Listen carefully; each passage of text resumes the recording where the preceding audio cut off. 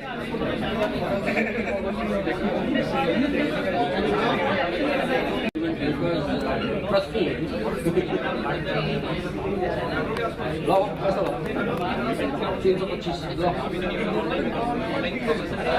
यहाँ पढ़ी online process.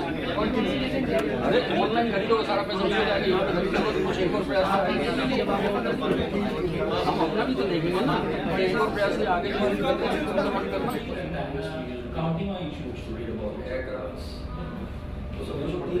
Publicly timeline भी नहीं आती है, ईएम की बात हो जाती है ऑफ द लाइन कि क्या कर रहे हैं। The topic for today is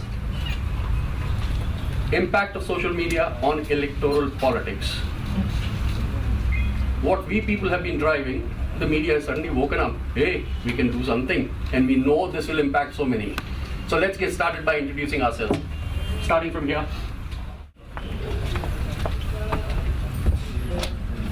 Namaskar, I am A.S. Raghunath. My Twitter handle is A.S. Raghunath. My Facebook ID is also A.S. Raghunath, and I am from Delhi.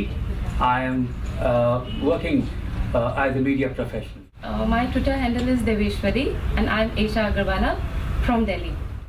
मेरा नाम Anupam Kumar Pandey, Twitter handle @Anupam K Pandey. मैं Facebook पे भी active हूँ। I am working as a quality analyst in NIT Limited right now. Varun Sabarwal, my handle is Lo Karlo Baat, and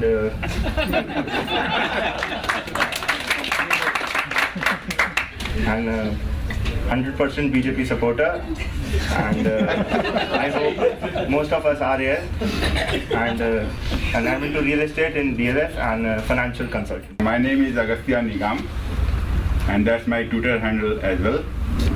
Welcome. My name is BK Chawla. Twitter handle is B Chawla. So is Facebook. This handle is cracked.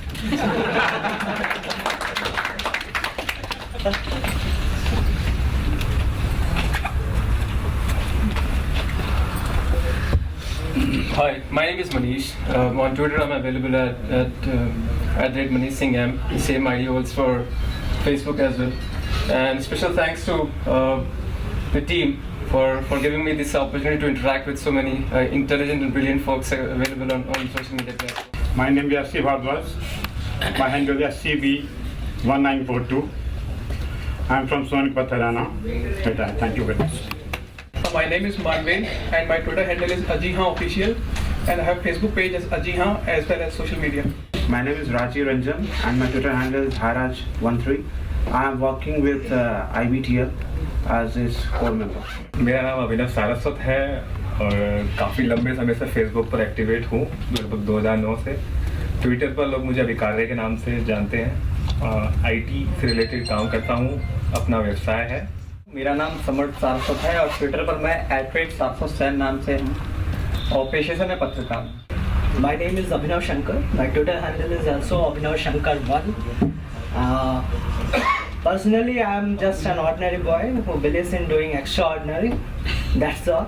And professionally, I'm in a Swiss multinational, and means looking after the power projects in North India. I am Madhusudan Lohia. On Twitter, I go by the handle MS Lohia, and I am an entrepreneur, and I really believe in doing whatever I can in my own ability for India. My name is Geeti Thadani, and it's the same Twitter handle. And I'm following quite a few of you, so it's very nice to see you in person. I'm Colonel Manish Jetli, and I'm here to represent my wife, whose Twitter handle is MakeSplash. And I want to thank Anil Ji and Jamin, who have allowed representatives of Twitter handlers to be present. My name is Mukesh Urmadia. I'm an IT professional. My handle is Mukki008. I have worked in Middle East for 2.5 years, so I have seen some things from my nude eyes, and I have known the difference, the people so here and the people so there, and how the people get changed when they are in different fields. Okay, thank you. My name is Ashok Sharma. My Twitter handle is Ashok S0101. I work for the Times Group. That's it. मेरा नाम विक्रांत है, विक्रांत कुमार मेरा Twitter handle है। मैं एक IT company के लिए काम करता हूँ और सोशल मीडिया इम्प्लीमेंटेशन मेरा कोर एरिया है जहाँ पे मैं काम कर रहा हूँ अभी। I'm Vishal Nischal. My Twitter handle is Vishal NK4. Most of the majority over here is an IT professional basically. I'm a jeweler. मेरा नाम तेजिंदर पाल सिंह बग्गा है। भगत सिंह क्रांति नाम का एक संगठन है, हैंडल तेजिंदर बग्गा है। जो 2 साल पहले हमने संगठन बनाया, कभी प्यार से कभी तकरार से उसमें काम चलता रहता है। मेरा नाम पवन बजाज है और मैं अपने अग्रज मनु बजाज सिंगापुरी की तरफ से यहाँ पे हूँ और मेरा व्यवसाय है शेयर बाजार एक्सपर्ट हूँ मैं और उसके साथ थोड़ा बहुत कुछ और इधर करता। I am Prashant Singh. My Twitter handle is Prash Singh and I'm working in banking industry. YK Sheetal, Yogesh Kumar Sheetal. My Twitter handle is YK Sheetal and the same on Facebook. My name is Anurag Kumar and my Twitter handle is Anurag Kumar LKO. And among other things, I am a dropout journalist and a dropout med school student. And right now, I am writing historical novels. I have written 2 of them. I hope I don't drop out.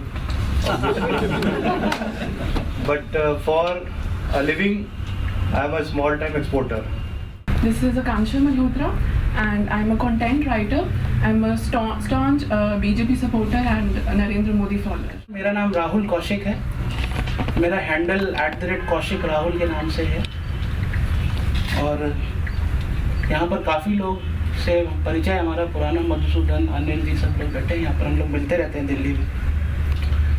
मेरा social media पर आना तो बहुत समय से है, पर 1-1.25 साल से पिछले हम लोग काफ़ी सक्रिय होकर काम कर रहे हैं। दिल्ली यूनिवर्सिटी में हमने पिछले साल एक डॉक्टर स्वामी का इंटरेक्शन कराया था यूनिवर्सिटी स्टूडेंट से, उसमें लगभग 550 स्टूडेंट्स आए थे। उससे पहले हमने एक पाकिस्तानी हिंदुओं पर एक डॉक्यूमेंट्री फिल्म बना के उसका यूनिवर्सिटीज़ में स्क्रीनिंग कराई थी। मीनाक्षी जी ने अटेंड किया था इवेंट और लोगों ने किया था। पिछले साल इसी कॉन्फ्रेंस हॉल में कुछ लोग बैठे हैं, मधुसूदन बैठे हैं, तेजिंदर बैठे हैं, जो यहाँ पर हमने IBTL भारत संवाद करके कॉन्फ्रेंस का ऑर्गेनाइज किया था और उसमें डॉक्टर स्वामी, मीनाक्षी जी, निर्मला सीतारमन जी, बहुत सारे लोग आए थे। बाकी ये जो झंडे वाला लोगो है बगल में, इनके साथ में काम करता हूँ IBTL के साथ। वो एडिटर साहब बैठे हैं हमारे उधर, Abhinav ji. Hi friends, my name is Pankaj Jagor and same is my Twitter handle. I'm a banker by profession. Thank you. My name is Rajat Sharma. Twitter handle is Rajat_Sharma_. I am a private banker. This is Amit Raina. My Twitter handle is Raina Amit, ex-banker again. And I'm an IDP, internally displaced person, and currently coordinator for Roots in Kashmir. I am Ashish Malhotra. My Twitter handle is the_Rockton. I'm a doctor by training, and of course I did it from the Armed Forces Medical College. Wanted to be in the Forge, but life had its own quirks. I couldn't get commission in the Forge, so thought I would come out, work for the country, work for the health of the country. I realized that before health, you got to have some wealth. Yeah, once upon a time my handle was DV_twit. Right now it's lose motion. And like we have in Twitter, we have Friday follows. So I'll just recommend 2 handles, Saturday follows. One is CRI, team_CRI. They're doing good work. And another is Ed Gupta Policy. Now that guy is fun too. If you are not already following him, do follow.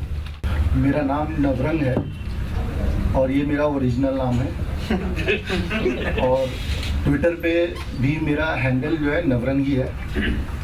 Personally यहाँ पे सबसे अच्छी बात लग रही है, sir बैठे हुए हैं, मैम बैठी हुई है, यहाँ पे चावला जी बैठे हुए हैं, मैम वहाँ बैठी हुई है, मतलब ये और सर वहाँ पे खड़े हैं, Anil ji.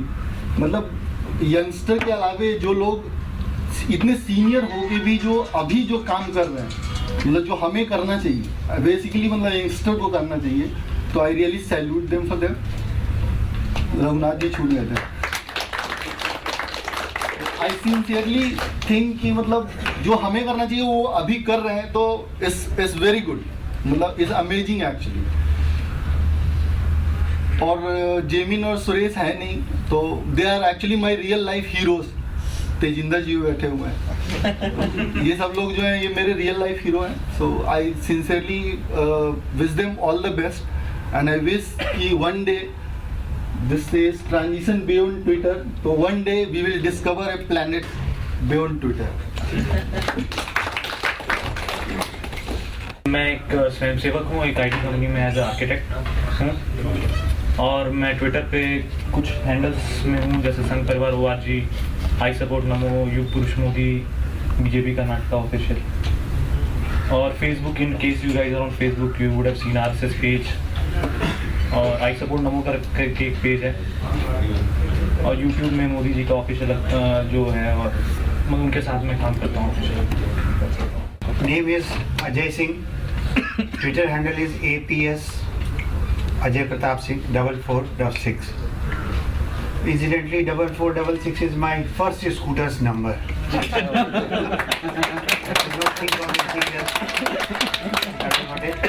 By training, I am a failed chartered accountant. I could not become one, but for living, I do some real estate. मेरा नाम त्रिपुरारी शरण शुक्ला है और मैं वर्चुअल वर्ल्ड में चंदन शुक्ला के नाम से एग्जिस्ट करता हूँ. ट्विटर हैंडल मेरा चंदन_SH है. My name is Kesar Rao. My Twitter handle is @Kesar_. I'm from Mumbai.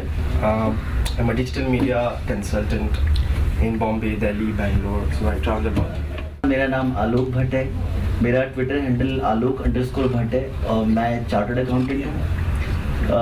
मैंने 3 साल पहले कॉर्पोरेट वर्ल्ड को अलविदा कह के अब हम लोग पहाड़ों में काम करते हैं. इसके अलावा हम स्कूल के बच्चों के साथ में कॉर्पोरेट ट्रेनिंग भी करते हैं. Jimin_P, Jimin Panchal. It's really great to be in Delhi after in the 4th edition of the Twitter Transition Beyond Twitter. And thank you guys for making it possible. Also, we thank IBTL to be our event partner.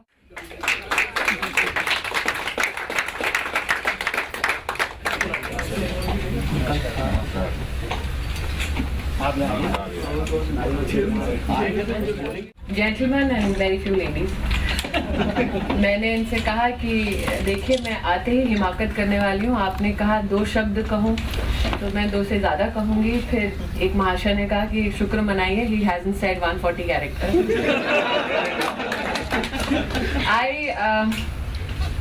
I'm an attendee today, but I'm a very forced attendee. I have to be very honest. Forced because I told Suresh that there are many amongst you that I keep interacting with, that I keep reading about.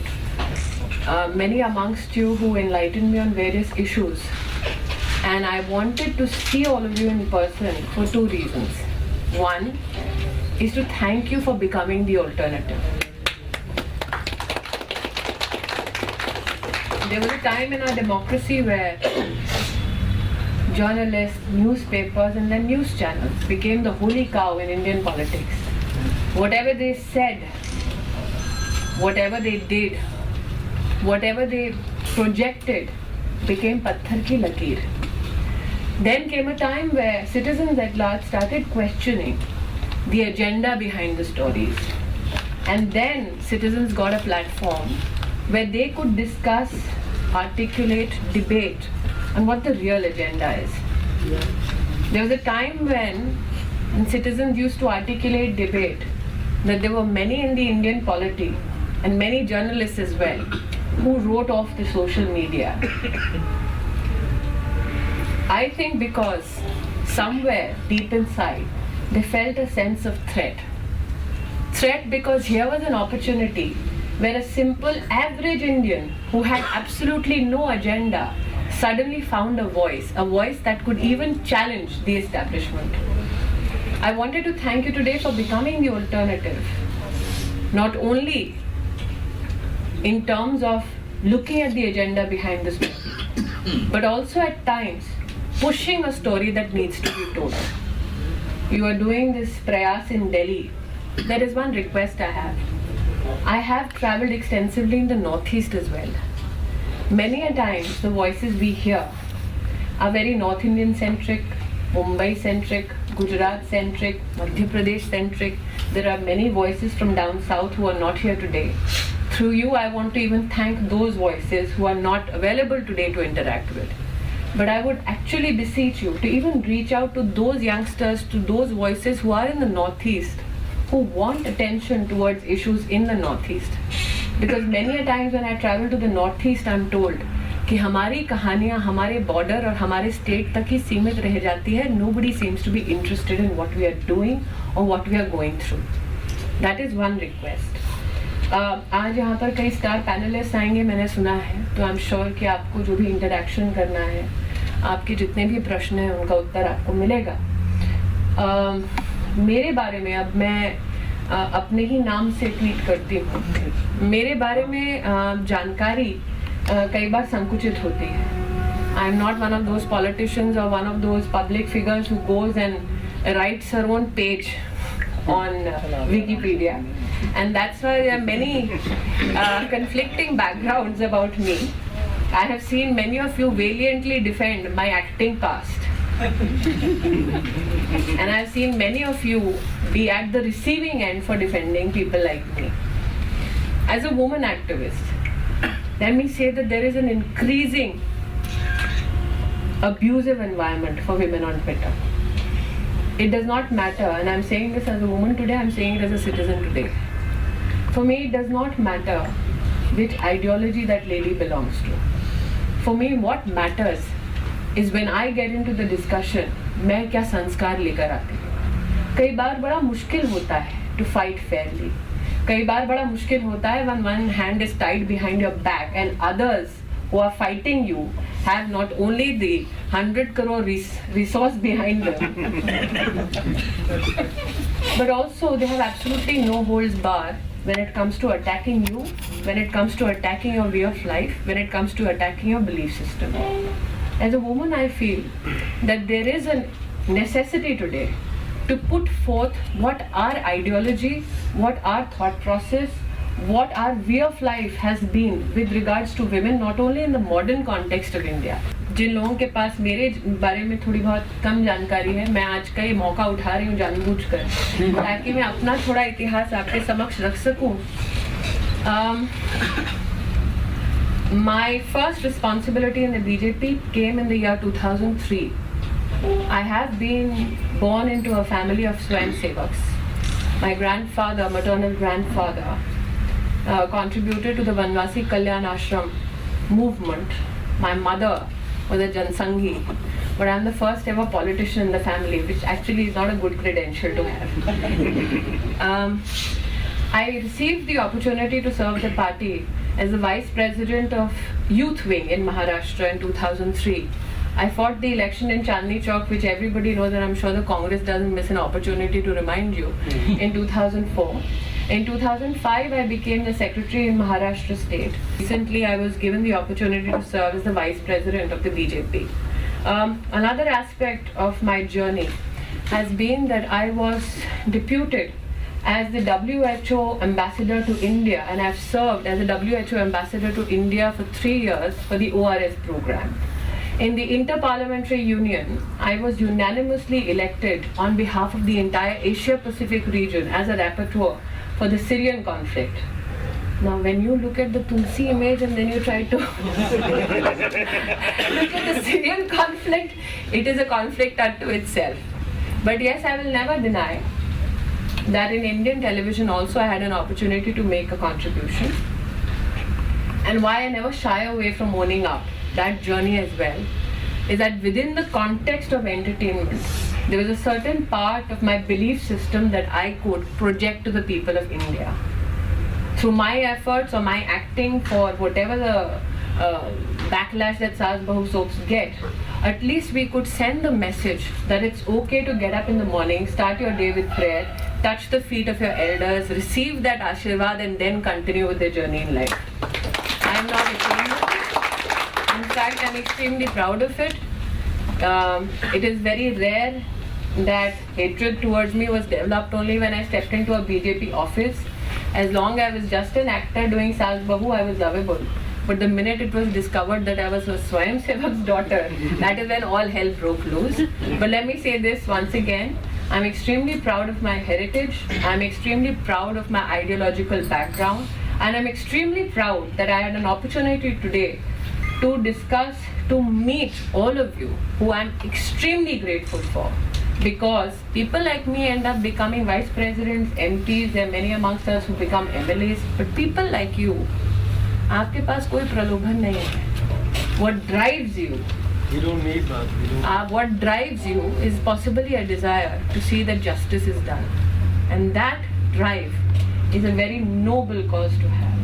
So I congratulate you not only for being a decisive force in social media, but I also thank God every day that human beings like you exist in Bharatvarsh in 2013. Thank you once again.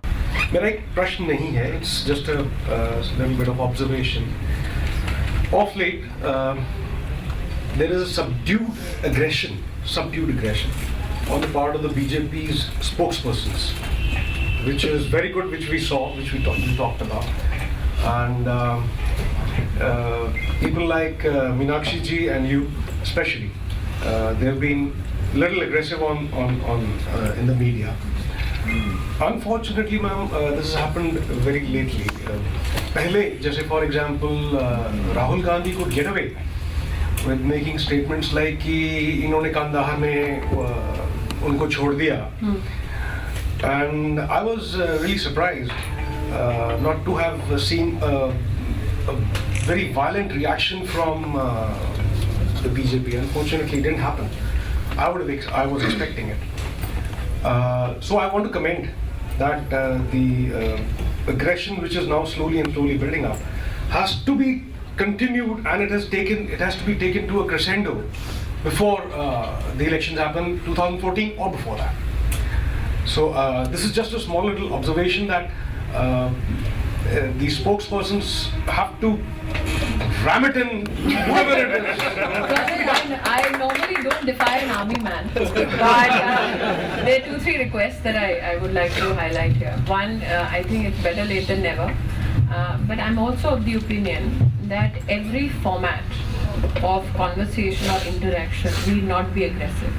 There are many formats or platforms where we might meet people who don't agree with us necessarily, who are possibly on the border, who don't like the Congress party, who would want to support us. And we have to pick and choose the platforms or the debates or the conversation where we have to show aggression, and some places where we take a calculated risk of keeping calm irrespective of the provocation to ensure that we can relay the facts of the case. So yes, thank you so much for commending the women power. But I would also like to highlight that the more and more women in the BJP are coming out and speaking against the Congress, I see that an environment is vitiated where they are ridiculed in press and on Twitter, and a prejudice which is not faced by Congress women is now being openly faced by women in the BJP. So I'm sure that none of you has missed the ridicule, the humiliation, the slander. The only disadvantage we have is that unlike a few people on the center or the left, none of us behave like the Abla Nari and cry over the attacks that we undergo. You've seen a personal attack on Modi ji from Nitish Kumar and the JDU. Yes. I mean, what has been the party's directive? How our spokesperson, how we look forward, in the future, how we look forward our spokesperson tackling him, the JDU or the Nitish Kumar per se? तो पहला तो मेरा आपसे निवेदन ये है कि हमें आपस में जो भी चर्चा करनी है, उस चर्चा में ये तय करना होगा कि हम पब्लिकली क्या कहें और अपने घर की 4 दीवारी में क्या कहें. जहाँ तक जेडीयू का संबंध है, तो मुझे लगता है राजनाथ जी ने एक राष्ट्रीय अध्यक्ष होने के नाते अपनी जिम्मेदारी को बखूबी निभाते हुए सबको कहा है कि मर्यादा का उल्लंघन करना मुझे लगता है पार्टी के हित में नहीं है. तो एक मर्यादा के अंदर बात करें, लेकिन मैंने भी इसको टाइम्स नाउ पर कहा है कि आप ये ना समझें कि गठबंधन की मर्यादा का पालन करना हमारी कोई कमजोरी है, ये हमारे संस्कारों का प्रमाण है. तो कई लोग हैं जो अपने लाभ के लिए उत्तेजित करना चाहेंगे. Let's not become the catalyst and let's not add to that confusion. Yes, 3 points I want to make. For quite some time we have been listening to this 2002. Yes. It's only lately that you started off with 1947. It's very nice that you've started to open their chitta and tell them what they have done and how they have somehow hoodwinked the media from They exam. haven't hoodwinked the media, or certain people in the media have been willing partners in it. Let's put it that way. Yes, they have been able to get their support. Yes. It's very nice that they have done it. Similarly, for this Kandahar thing, I don't know if you know or not. In 1976 or 78, there was this hijacking of a plane from Calcutta to Delhi. 2 brothers involved. Both of them, I think, got MLA tickets, and one of them was made a minister. Why don't you highlight this? That this is the Congress. See, with regards to Kandahar, there was an all-party meeting and a consensus in Indian polity. So I have never been posed that question. Otherwise, I would ask congressmen to publicly declare whether they regret that Indians were saved in Kandahar. Or what were they doing, or what was their reaction at that point of time? There was a consensus within Indian polity which included Congress leaders who said go to Kandahar. If you have the minutes of the meeting, have it published. Let it be known in public. No, I completely take your point, but like I had said in one of the debates, that let's actually bring it out on the public forum. Let's start discussing from 1947 onwards, not only riots. I am of the opinion कि सारे विषयों को आप cover कीजिए. भारत के एक-एक राज्य में जाएं, और आप एक और प्रयास कर सकते हैं.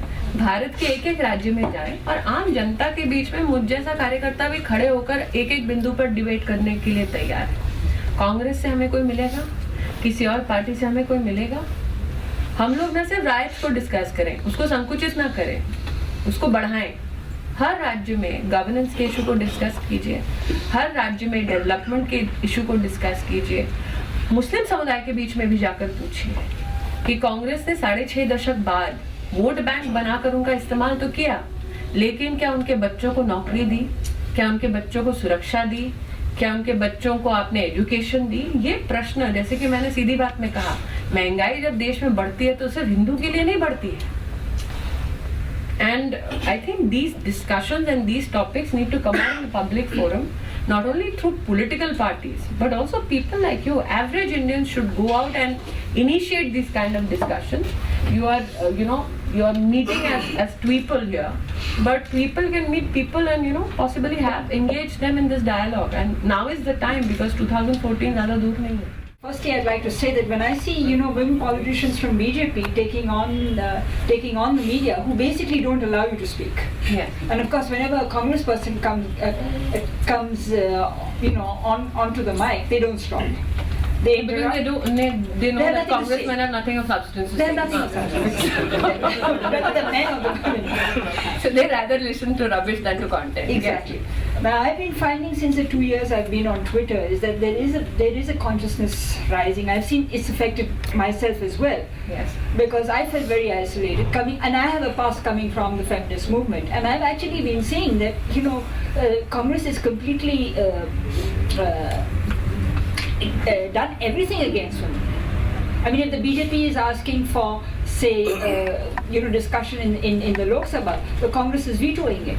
And yet the media goes on presenting the Congress as more women-friendly, which I think is absurd.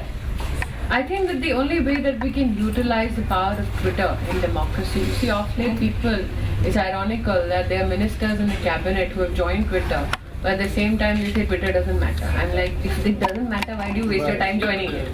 The hypocrisy is very obvious in that. My request to you, ma'am, is this. You, like you said, you're from the feminist movement and you've been active on Twitter for the past 2 years. Let's not limit ourselves only to discussion. Can Twitter become that bridge between what a normal person thinks and how a normal person can contribute to politics? I'm not here saying take BJP pamphlets and go from house to house.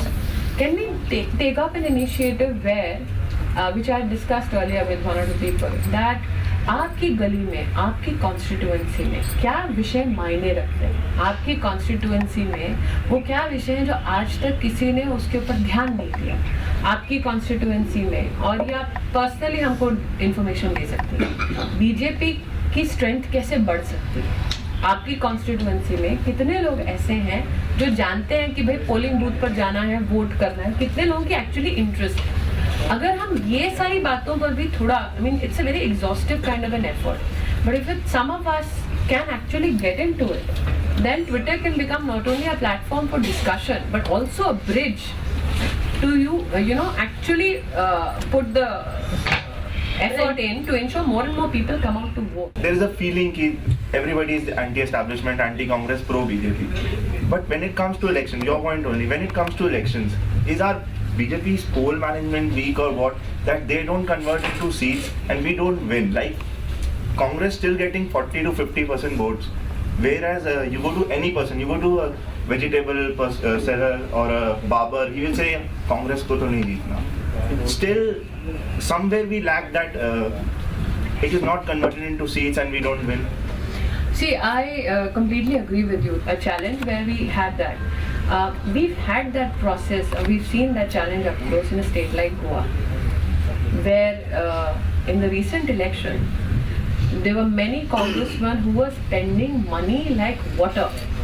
But people were coming up to us and saying कि नहीं हम पैसा ले लेंगे vote आपको देंगे. Many of us were a bit apprehensive. यहाँ भी बोल रहे हैं लेकिन गड़बड़ लास्ट में होने वाली. But the anti-Congress movement was so strong in Goa that people didn't look into the religious aspect of politics. They only looked at governance and development. And that happened because we were constantly interacting not only through our own political party, but we even had people like you who were actually going to Rotary Club meetings, Lions Club meetings, and actually were talking and interacting. And the more people heard ordinary citizens talking against the Congress, the more they felt that yes. That is why I am requesting you that if you could please contribute. मधु किशोर ने कल ANI को बैठ दिया है, उसमें उन्होंने कहा intellectual terrorism की बात करी और ये संघ बहुत सालों पहले से बात करता आ रहा है. अगर आपके पास कोई कारगर हथियार नहीं है, जैसे मीडिया जिस तरह से बिहेव करता, मुझे नहीं लगता कि आप इनके थ्रू आप उसको काउंटर कर सकते हैं. क्यों ना मीडिया में वो लोग जो नेशनलिस्ट हैं, आप उनको क्यों नहीं स्पेस देते, आप उनको टाइम क्यों नहीं देते? जैसे सुदर्शन न्यूज, कई बार वो कहते हैं कि बीजेपी के जो लीडर्स हैं वो आते नहीं. अच्छा, नहीं, मुझे आज तक सुदर्शन न्यूज ने बुलाया नहीं. कई बार उन्होंने कहा तो नहीं, आपका तो वो भी बयान नहीं है तो नहीं आता. तो ऐसे लोगों को क्यों नहीं सपोर्ट करते? मैं आपसे शुक्ला जी इतना ही कहूंगी, मुझे आज तक बुलाया नहीं, वरना मैं जरूर जाती. आपसे कहती हूँ कि आप 100 ऐसी जगह आप चिन्हित कीजिए जहाँ पे आपको इंटेलेक्चुअल वार्तालाप करनी है, मैं वहाँ भी आने होती.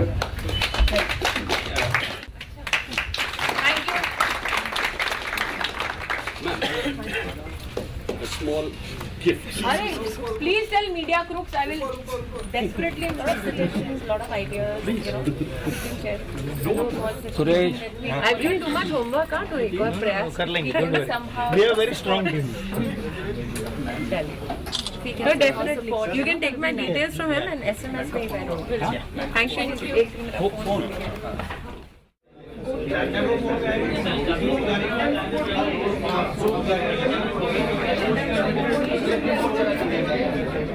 The subject for today, we all know, is impact of social media. Now there are two sections. One is a section which says no impact, very low density, and nothing is going to happen because we know how management of election happens and we know exactly how to manage the elections. That's one section. Mostly the section which depends on the poverty of this country to be voted back. Then there's another section which says we are going to change it. This is the vocal media. We are going to speak the things which have been suppressed by the contemporary media across, and we will show what the change is. And this is going to be a very, very powerful media, and this is what is going to be the change in the next election. My opinion on this subject is that the truth is somewhere in between about whether the social networking media will have any impact on the real election. Because it is voicing an opinion is one part, but harvesting that opinion is the second part.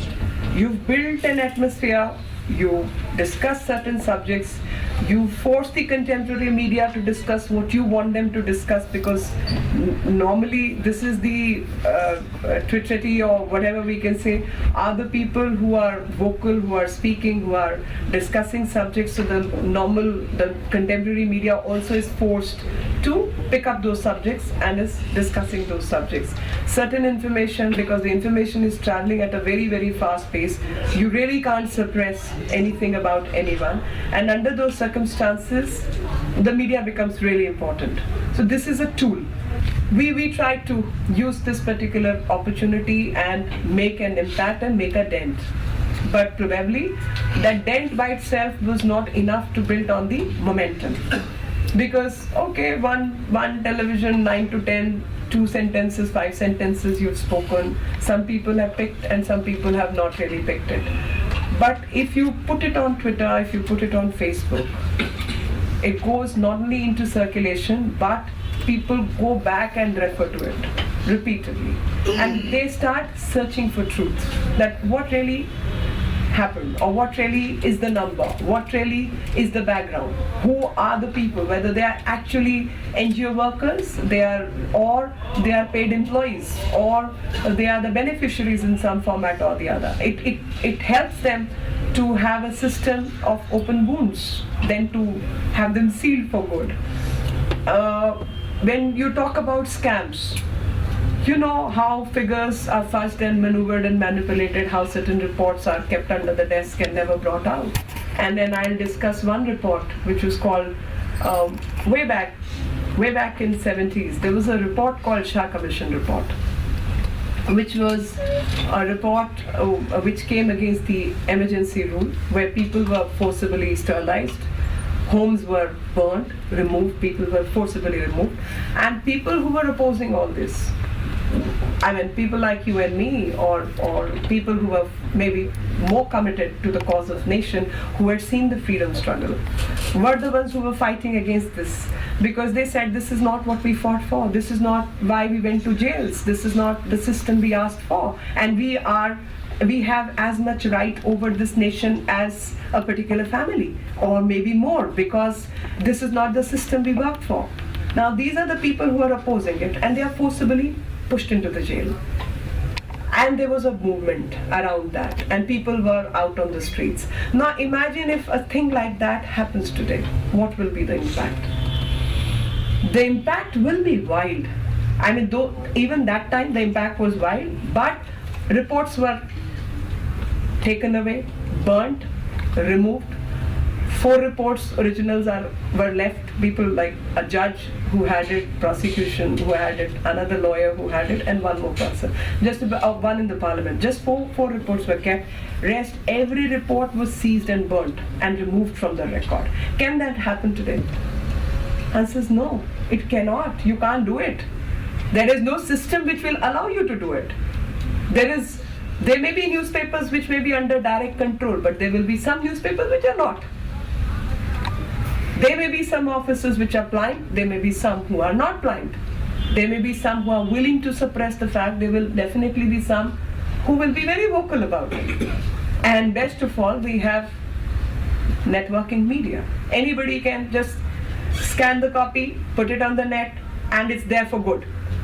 You want to remove it, keep blocking it, it will keep coming up somewhere else. That is the impact this media has. We've seen another shoddy clip of a video which was not shown on any television channel, but it went viral on the net. So this is the impact, the positive impact, especially in a democratic setup, that you really can't suppress and hide things which you would want to otherwise, and which, according to me, personal opinion, it's giving roots to democracy. No matter how hard one may want, how undemocratic one may be in one's approach, autocratic or whatever. And these are the people who have lived a life of undemocratic philosophy, are the ones who are repeatedly abusing on the social media. They were the beneficiaries of the emergency and such things which have happened, which were against our democratic setup, which have happened, and these are the people who have benefited from all this. And these very people are the ones who are against the liberalization of media.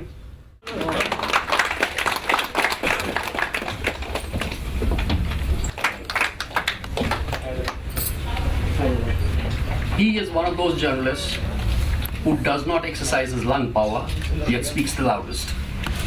If you need a forthright view, he is the man. Never minces words. The punch is straight and hard to the solar plexus, leaves you breathless. Mr. Kanchan Gupta and Mrs. Leghi, I request you to unveil the book, which is Social Media.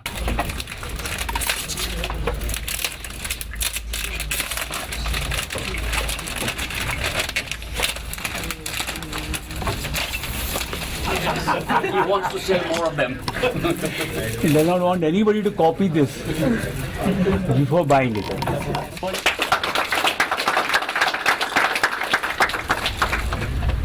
You see, when I started journalism, it was a very boring profession. It wasn't a particularly exciting profession. There was no television those days. You only had Doordarshan, and you couldn't get more boring than that. I began my career with the Telegraph in Calcutta, which was then, I was a fresh graduate, and M.J. Akbar was launching a new paper, and he wanted, I guess, kids whom he wouldn't have to pay a lot of money. Not that there was much money going around those days. I mean, our starting salary was 750 rupees. And then I moved on to the Statesman because they were willing to pay me 1400 rupees.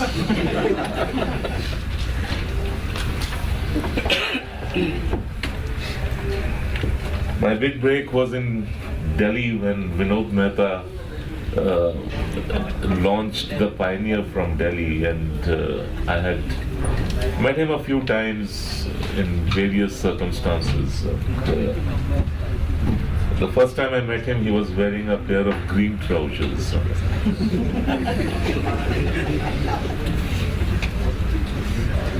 The reason I'm saying all this is that media's emergence as a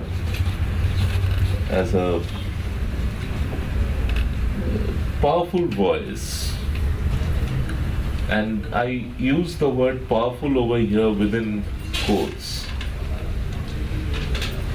it's of recent vintage.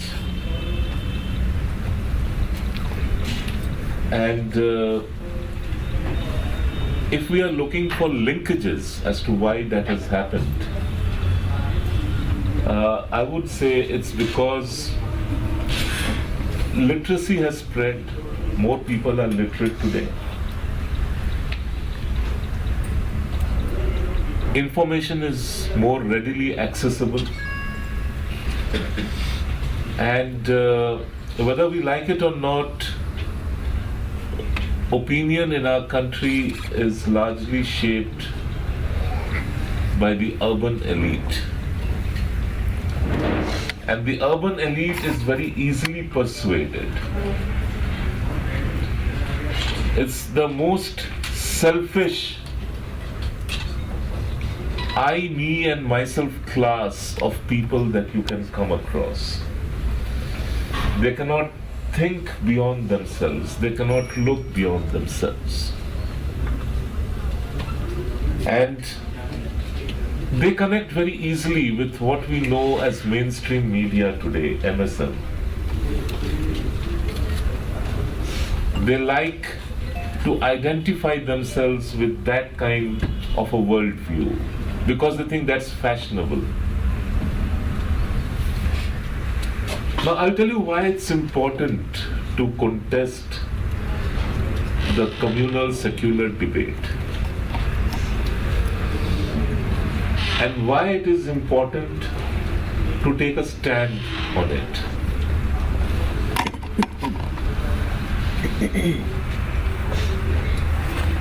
India is secular not because of its constitution. The Indian constitution did not mention the word secular or secularism till they decided to turn India into a socialist republic and added secular between socialism and republic.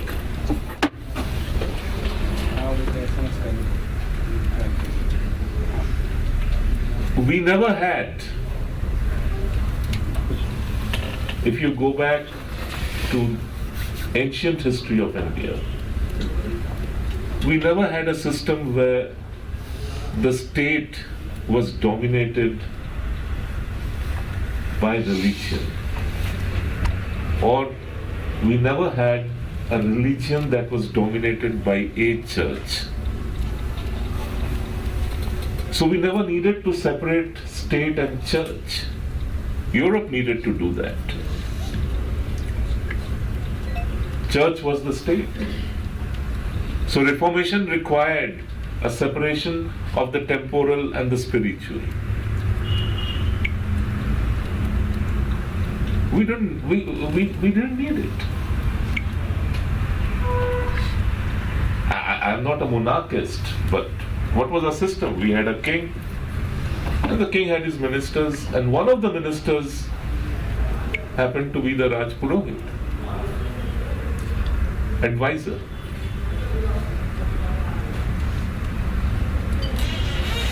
And then came the perversion, where the state got fused with faith. And that perversion came when India was invaded from the West.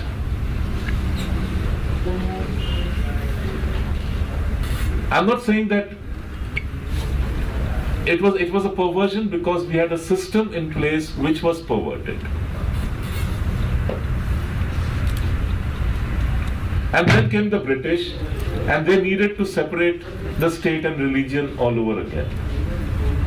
And then we had Mr. Jawaharlal Nehru, who thought that secularism was all about denying all that is good about you and pretending that all that is good about others is the best that can ever happen to you.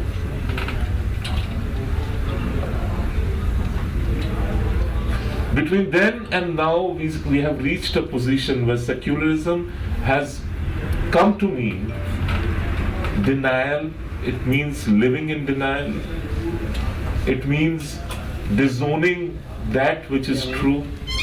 And it means condoning every possible crime that can be committed by positing it against secularism. I don't know how many of you would remember, but when the Chara Ghotala first broke, these days when you talk of scandals, it runs into thousands and lakhs of crores of rupees. But when scandals first started happening, big time scandals, it was usually 30 crores, 50 crores, 60 crores, at best maybe 70, 80, 100 crores. But Chara Ghotala was definitely, I think, 970. That was the first time, it sort of reached almost 1,000 crores. And I remember that there was a press conference in Delhi, and it was Harkishan Singh Surjeet. He was addressing the press conference, and he was asked, but how can you support Lalu Prasad Yadav? How can you endorse him politically? This is what he has done. And he said, better corruption than communalism. He said it. And that became the practice. And even today that continues. Now coming back to what we are here today to discuss about social media and elections and its impact on elections.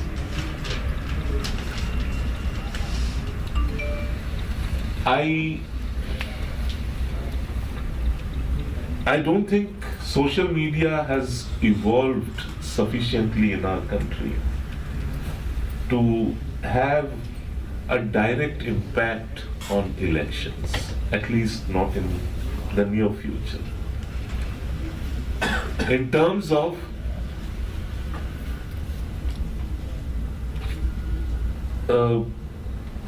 convincing people into voting for a particular party or a particular person.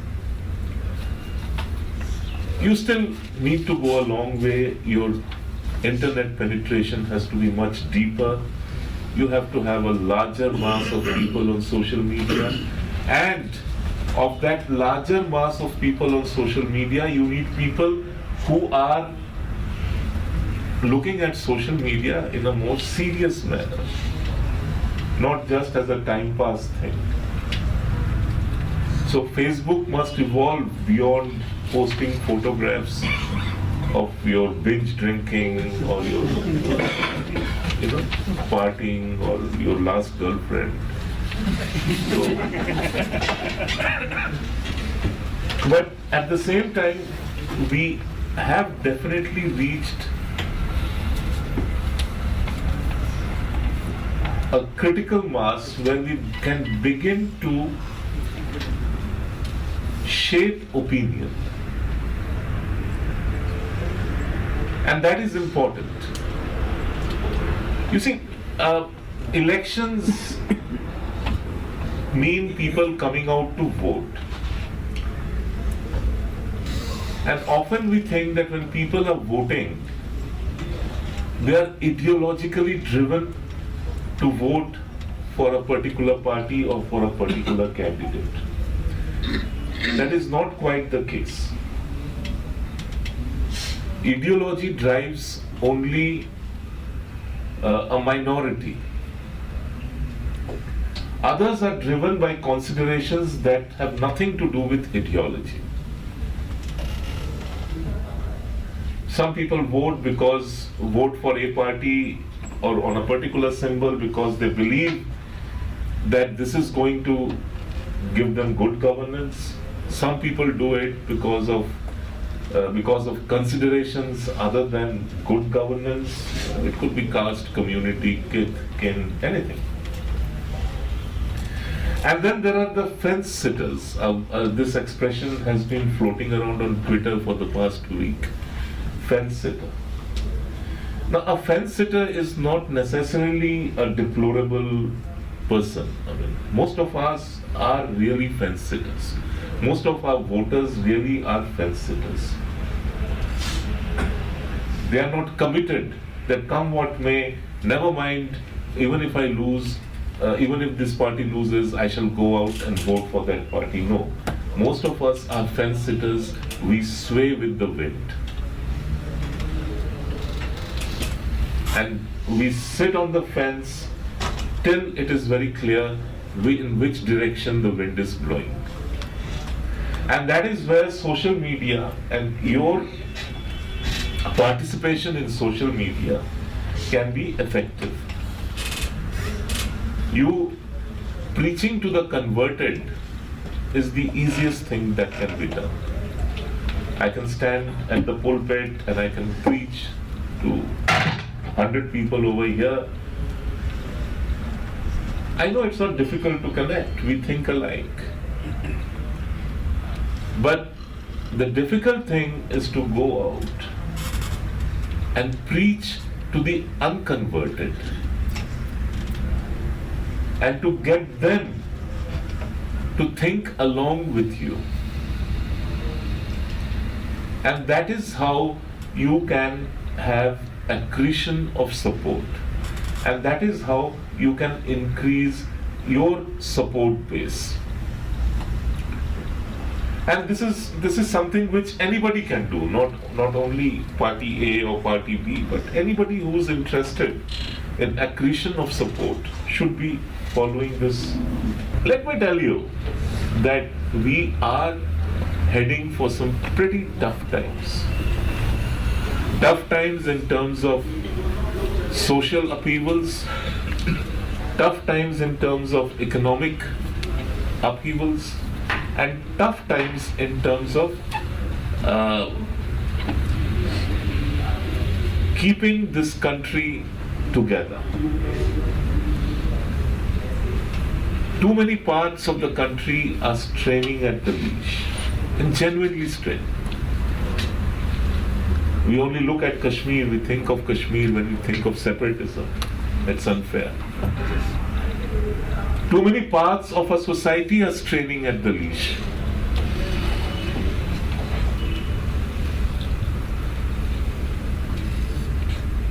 And we are not going to get any better if there is no change in the government. This government must go. I have never hidden the fact, and posturing was always there in media, even when it was boring. Nobody would openly fly his or her flag and declare his or her political affiliation or political choice. I have always been the odd man out. I hold the Congress in contempt, and I believe rightly so. And if I hold the Congress in contempt, I must not pretend, I will be dishonest to myself if I pretend to be unbiased when it comes to dealing with the subject of politics, of choices. For the sake of this country, and when I say this country, I mean every part of this country's society, every individual, this government must go. The Congress must go. We have to look for alternatives.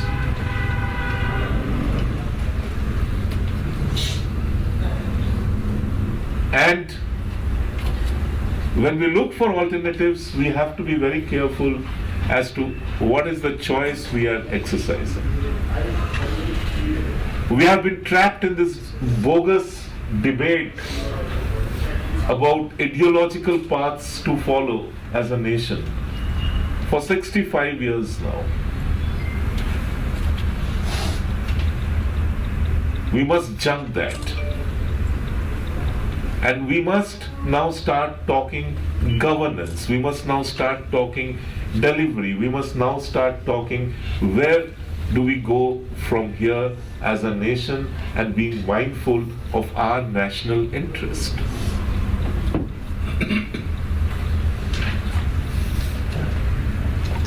I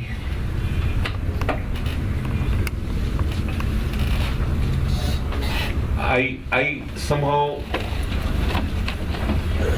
sense that the country itself is looking for change. Young India, new India is looking for change. And we must propel that change. We must be the propeller. We must direct that change. And each one of us can play a significant role in that.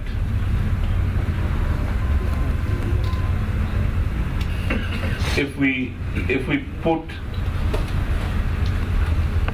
all distractions aside, and like I said, just focus on your goal and just be determined that you must achieve that goal. Whoever has a question, please identify yourself. Try and restrict only to the question, no preamble, no example, please, so that there can be more questions taken and everybody feels satisfied. Please state the person to whom you will address your questions. The mic will come to you. As nationalists, what individual contributions can we render to realize this dream of Modi ji as PM? And countering those wrongs, and in fact not just countering, as Kanchan said, being on an agenda is to basically tell people all the rights which have been done in that state. So that is one way of contributing. We all have contribution to make by conducting ourselves in the right format, doing our things right. That's the first thing I always maintain, that your personal life and professional life should be in order, so that there's no one to question you on those things. The second thing is that what beyond that is to say the right things and to have the right thoughts. So cultivating that part, that not only playing a game where we are constantly defending ourselves, but changing the narrative by placing the right things which have been done during his tenure in that state. Whether any other state can claim that kind of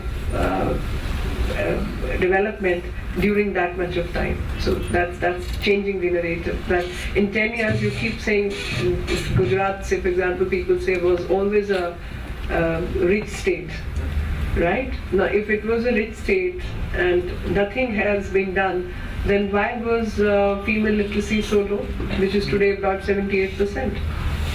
So when somebody says malnutrition, they say what is the malnutrition level of rest of the country? In fact, the data which is being shown, I got to know, is the data of 2004.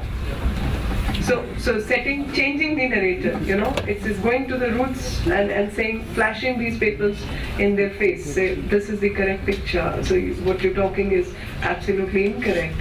When people keep talking about 2002 riots, changing the narrative that how many thousand riots have happened in India, and major ones contribute to something like 77.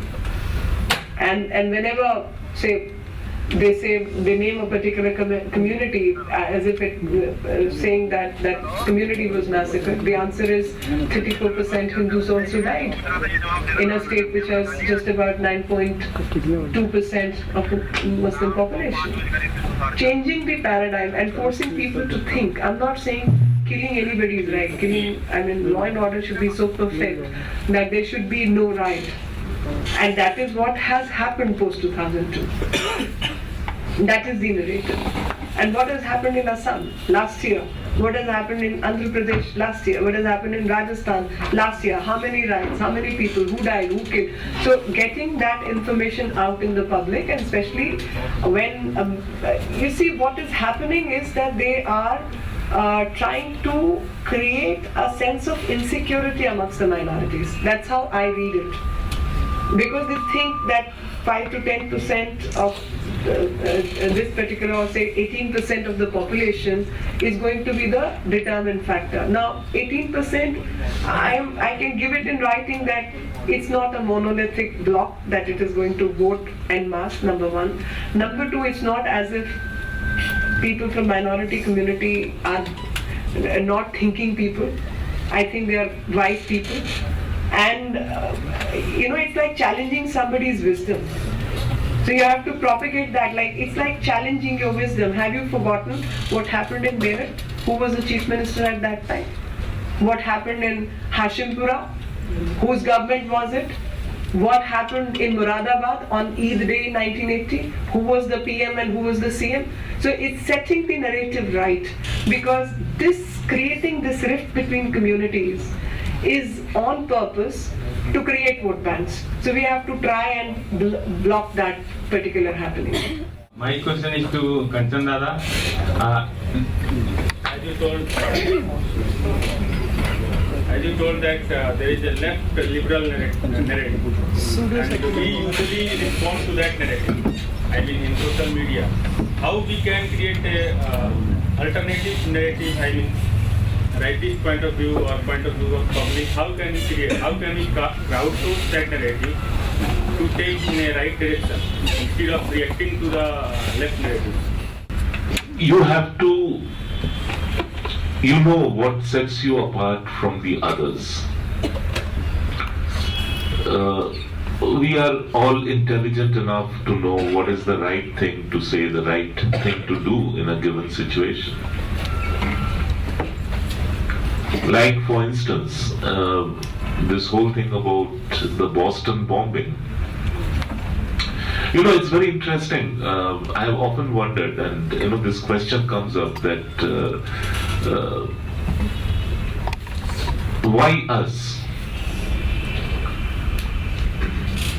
So every time we get bombed, I ask myself, why us? I mean, you know, why us? I mean, why the poor victims? I mean, what did they do?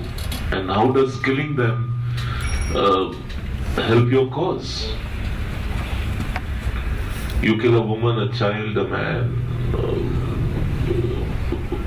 big deal, I mean, you know. We are a big country, a country of 1.2 plus billion people. How many will they kill?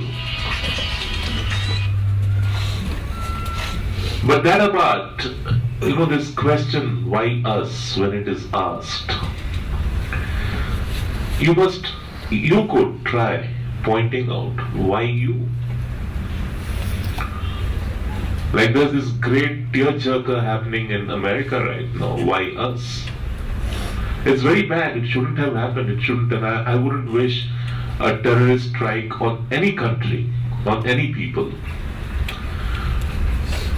I have seen with my own eyes what it means, what terrorism means.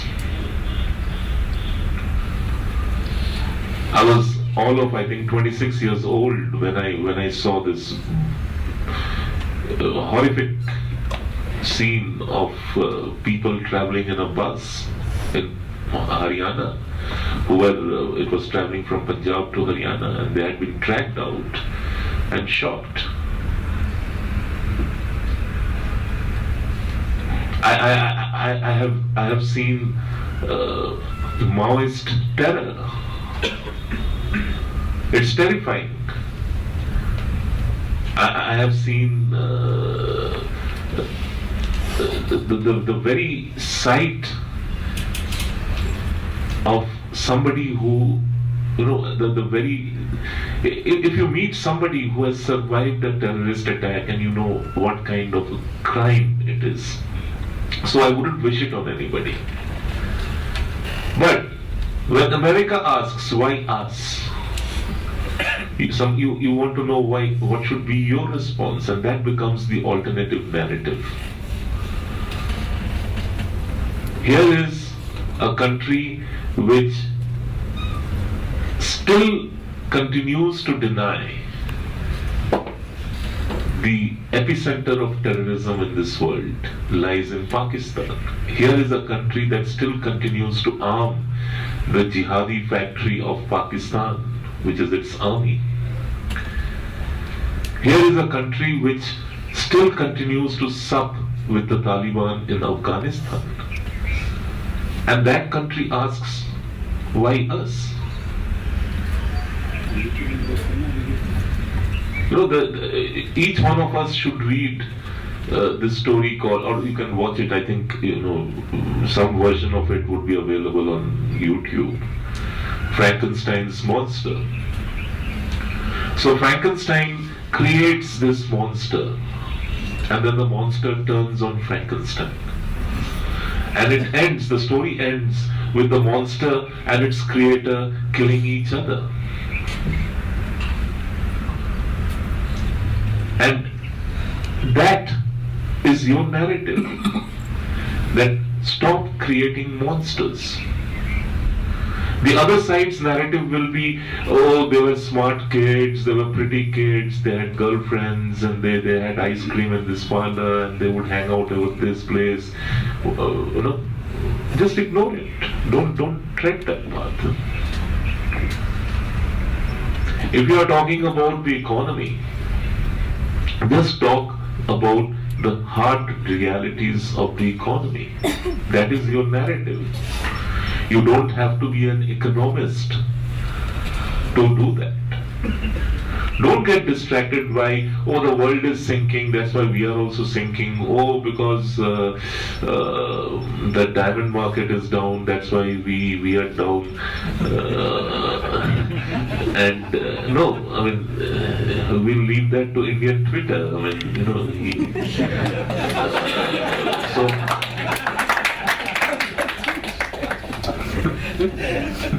do your thing. My point is just do your thing. Do what you think is right, say what you think is right, and make it very clear that this stands distinguished from the other narrative? The question is to Madam Lekhi. What we are witnessing overall is a weird kind of a secular brinkmanship that is overtaking national priorities right now. This is in continuation to what you were talking about. In this case also, sometimes what confuses us, especially those on Twitter, are sometimes maybe a slower response from the BJP. I'll give an example. In the case of the canning violence which took place in Calcutta, in Kolkata nearby, and out there, unfortunately, even the people in Calcutta are not aware of this violence or what took place. Around 300 Hindu houses were killed just because of a rumor that a muezzin out there was murdered, and later it was found out it was something else completely, and 300 Hindu houses were gutted and so on. It was not carried much around in the media also. But then perhaps BJP also lost out there in terms of carrying out this and sending out a message. Forget anybody, in this case it were Hindus, it could have been anyone else. And the weird scenario in which the politics is moving in this respect, right? National importance is losing out to secular brinkmanship, and where does BJP stand on this? Due to the conversation, which is again the narrative is set by the crooked people in the social system, which keep talking about communal versus secular. And any citizen's house being burnt in this country is not the right thing for any nation and does not talk well. So whenever we are discussing, of course there were Hindu houses and there was a narrative that it was the work of fundamentalist jihadi groups which cannot be lost sight of. And instead of allowing all the minority community to get together on this issue, the idea is to ask this question to minority community and the representatives, that do you think it is the right thing to happen? Do you think, and I'm sure most of them will disagree, that most of them will say that gutting Hindu houses is not the right thing. That is the way to set up a narrative. The idea is to not, now when I keep saying, oh, okay, there comes a tamasha happening, Hindu houses burnt, all people in saffron go there, do this, do that, start doing the opposite. Now that is not the right thing to do. The right thing to do is engage people on this issue, that in our country where population is 80%, close to 80% Hindu population, is it the right thing to happen to them, those who are more secular in their approach, to burn their houses? Is this the right narrative setting up for any country? Why should any citizen's house be burnt and why should that not be questioned? You see, there is a different kind of politics that was taking place in Bangladesh around that time. I don't think this is the right platform to discuss that. And a lot of people within and outside are confused about the changing scenarios. Unfortunately, the atmosphere which is being built is as if whatever is happening in our nation's interest, which it is not, of course, because exchanging conclaves, etc., is not something which is in our interest, because the question to be addressed is how do you stop the jihadi element from entering India? And that is the basic question. Now, whether you exchange enclaves, whether you don't, how do you stop the elements from entering India and how do you control that? That is the question which is not getting addressed, and unfortunately these are the systems which are not in our control right now, and other than raising voice, we really cannot do more than that. And sometimes the information which comes to us is also very late. There should be a political answer and there should be a political debate, and I think in case of Pakistani Hindus and Bangladeshi Hindus, etc., few things have happened in Parliament, and BJP has raised those issues. I mean, there the forces, new forces have been powered by these fringe elements. Do you see this thing happening in Indian context? Oh yes, because in the process they forgot to address real life issues. I mean, unemployment, prices. Inflation is a big thing happening in Israel, jobs. they forgot to address those issues, and in came an unknown entity and walked